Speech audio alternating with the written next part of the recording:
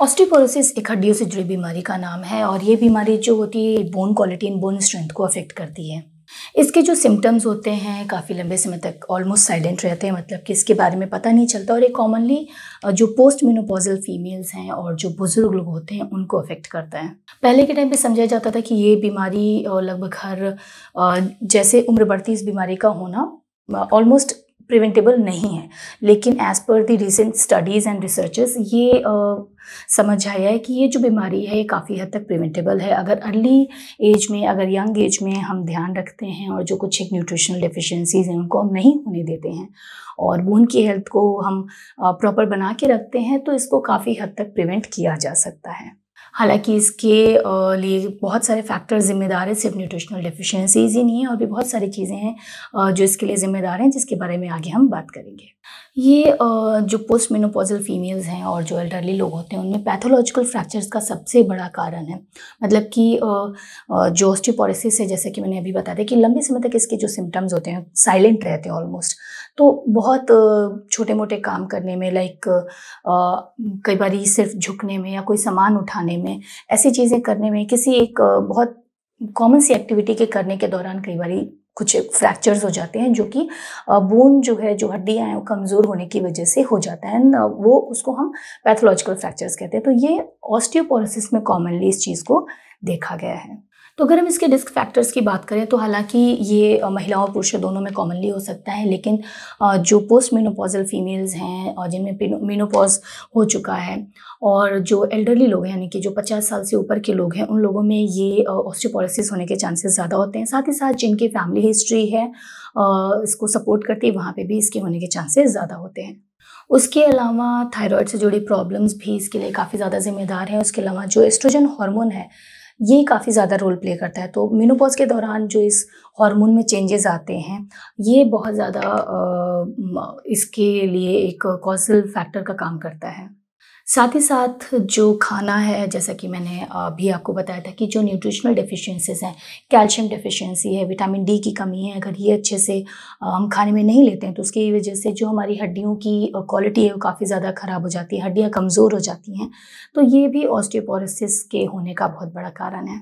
साथ ही साथ कुछ एक दवाइयाँ हैं जैसे कि ग्लूकोकॉर्टिकॉइड्स हैं, ब्लड थिनर्स हैं, इम्यूनोसप्रेसेंट हैं, इनका इस्तेमाल भी ऑस्टियोपोरोसिस के होने में सपोर्ट करता है। उसके अलावा इनएक्टिव लाइफ़स्टाइल बहुत ज़्यादा हद तक इसके लिए पॉजिटिवली इसको सपोर्ट करता है, क्योंकि बहुत बार देखा गया है कि जो एक्सरसाइज है, अगर हम एक्टिव लाइफ़स्टाइल अपनाते हैं तो जो बोन की जो डेंसिटी है वो भी अच्छी रहती है, बोन की हेल्थ भी काफ़ी ज़्यादा अच्छी रहती है।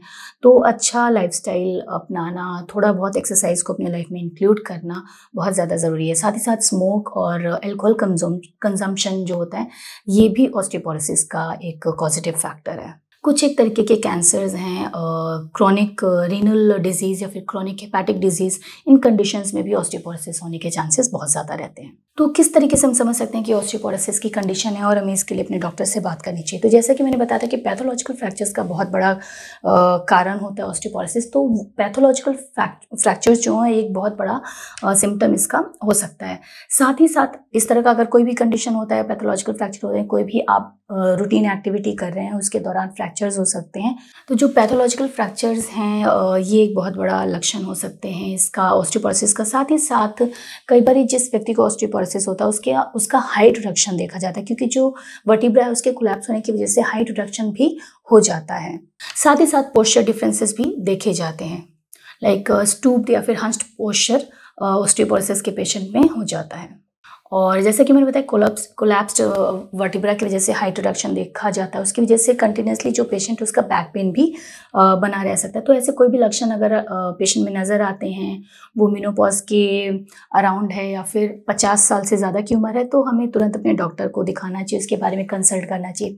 साथ ही साथ अगर कोई महिला मेनोपॉज की एज के आसपास है, मेनोपॉज होने के पहले की जो स्टेज होती है, अर्ली मेनोपॉज की स्टेज है, ऐसी कंडीशन में कोशिश करनी चाहिए कि अपनी गायनेकोलॉजिस्ट से ज़रूर बात करें, ताकि अगर ऐसी कोई भी कंडीशन है, ऑस्टियोपोरोसिस की सिम्टम्स नज़र आते हैं या फिर उनको लगता है कि कंडीशन हो सकती है, और साथ ही साथ जो दवाइयाँ मैंने बताया था जैसे कि कॉर्टिकोस्टेरॉइड है या फिर इम्यूनोसप्रेसेंट है या फिर और भी कुछ तरह की दवाई का इस्तेमाल अगर लंबे समय से वो महिला कर रही है, तो ज़रूर अपने डॉक्टर से बात करनी चाहिए। ताकि टाइमली अगर ऐसी कोई भी कंडीशन है तो उसका मैनेजमेंट टाइमली किया जा सके। तो जब हम इसके डायग्नोसिस के लिए अपने डॉक्टर के पास जाते हैं तो आपकी जो पूरी क्लिनिकल हिस्ट्री है वो पूछते हैं, फिजिकल एग्जामिनेशंस को चेक होते हैं जिसके जो करते हैं ताकि चीज़ जो ऑस्टियोपोरोसिस की कंडीशन है उसको कंफर्म किया जा सके। साथ ही साथ क्या कौन सी दवाइयाँ आप लेते हैं या फिर कौन सी आपको अगर कोई और कंडीशन, कोई और मेडिकल कंडीशन साथ में जुड़ी हुई हो तो सारी चीज़ें आपको प्रॉपरली बतानी होती है ताकि आपकी कंडीशन को आपके डॉक्टर जो है वो प्रॉपरली समझ सकें। साथ ही साथ जो इसका गोल्ड स्टैंडर्ड इन्वेस्टिगेशन है, DEXA स्कैन, इसको परफॉर्म किया जाता है जिसके द्वारा जो बोन मिनरल डेंसिटी है उसको चेक किया जाता है और ऑस्टियोपोरोसिस की डायग्नोसिस को कंफर्म किया जाता है। तो जब हम इसका ट्रीटमेंट स्टार्ट करते हैं तो हमारा प्राइमरी गोल होता है कि किस तरीके से जो फ्रैक्चर है, पैथोलॉजिकल फ्रैक्चर है, उसको बचाया जा सके। तो उसके लिए हम कोशिश करते हैं कि पेशेंट को हम एडवाइस करते हैं कि कोशिश करें किसी भी स्लिपरी जगह पे ना जाएं, ऐसी किसी जगह पे ना जाएं जहाँ पे उनके गिरने के चांसेस हों। अगर घर में ऐसे जगहें हैं तो कोशिश करें कि वहाँ पे कारपेट या फिर डोर मैट्स या फिर ऐसी चीज़ों का इस्तेमाल करें ताकि स्लिप होने से बच सकें। साथ ही साथ कॉम्प्रिहेंसिव न्यूट्रिशन प्लान भी बनाया जाता है, प्रिपेयर किया जाता है जहाँ पे कैल्शियम, विटामिन डी, विटामिन के की जो सप्लीमेंट्स हैं वो प्रोवाइड किए जाते हैं अकॉर्डिंगली जितनी बॉडी की डिमांड होती है।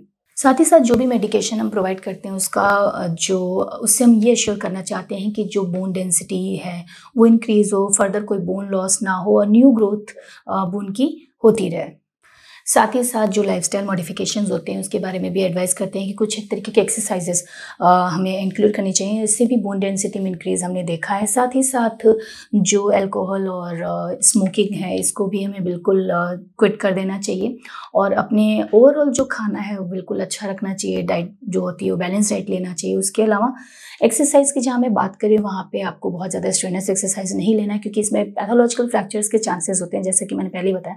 तो कितना एक्सरसाइज करना है, किस तरीके का एक्सरसाइज करना है और कैसे करना है, इसके बारे में अपने डॉक्टर से ज़रूर कंसल्ट करें एंड उनके एडवाइस के हिसाब से, एक्सपर्ट के एडवाइस के हिसाब से ही आप एक्सरसाइज स्टार्ट करें।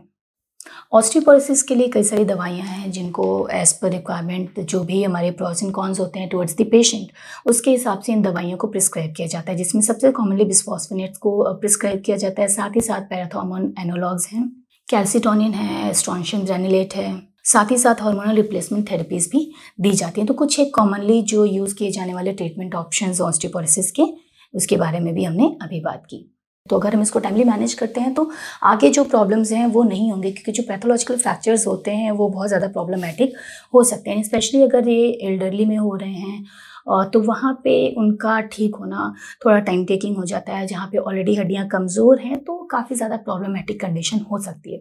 तो जो हमेशा बोला जाता है कि थ्रू आउट द लाइफ आपको बैलेंस डाइट लेना चाहिए, एक्सरसाइज करनी चाहिए, लाइफस्टाइल जो होता है उसमें थोड़ी सी एक्टिविटी मेंटेन रखनी चाहिए, सेडेंट्री नहीं होनी चाहिए।